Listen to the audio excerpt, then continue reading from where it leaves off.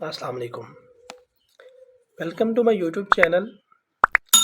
नाजरीन, उम्मीद करता हूँ आप सब खैर खैरियत से होंगे, खैर वाफियत से होंगे। मैं हूँ अखलाक अहमद। नाजरीन, रोज़े की हालत में सर दर्द क्यों होता है और इसकी क्या वजह है?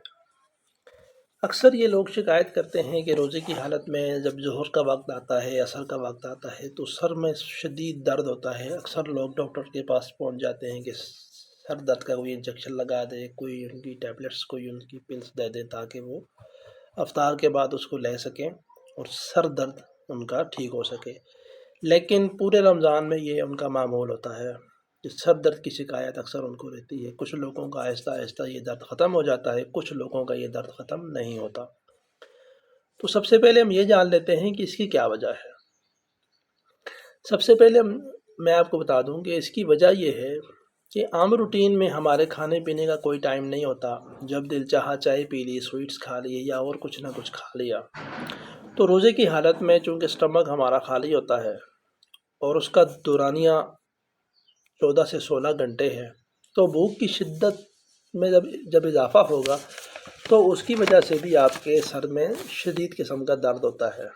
इसके अलावा जो लोग चाय के आदी हैं, जो लोग किसी किस्म का कोई नशा करते हैं, कोई नस्वार, कोई सिगरेट, तो जब उसको उसकी दोबारा से तलब महसूस होती है तो तब भी आपके सर में दर्द होगा।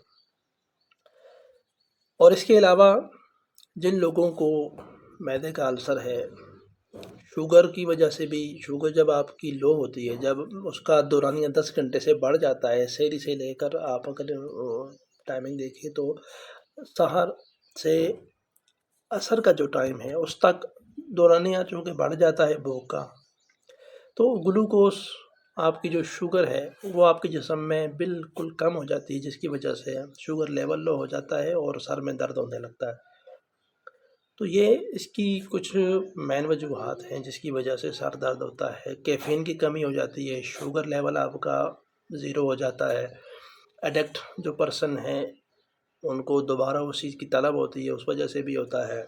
भूख का बढ़ जाना, इस वजह से भी आपको सर के अंदर शदीद दर्द होती है। मैदे का जो अल्सर है उसकी वजह से भी आपको, आंत का अल्सर, उसकी वजह से भी आपको सर में शदीद दर्द होता है। नींद भी पूरी नहीं होती, उस वजह से भी आपको सर के अंदर शदीद दर्द होता है। तो इसका थोड़ा सा जो इलाज है वो भी आपके साथ शेयर लाजमी करना चाहूँगा कि सहर के टाइम आप ऐसा करें, जब आप सहरी खा लें तो स्वीट्स ले लिया करें, चाय का इस्तेमाल लाजिम करें।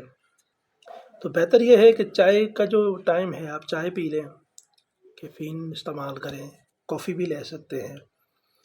इसके अलावा शुगर वाले जो मरीज़ हैं वो अपनी दवाई का इस्तेमाल, उसका टाइम जो है वो तय करें और अपने खाने में बहुत एहतियात करें।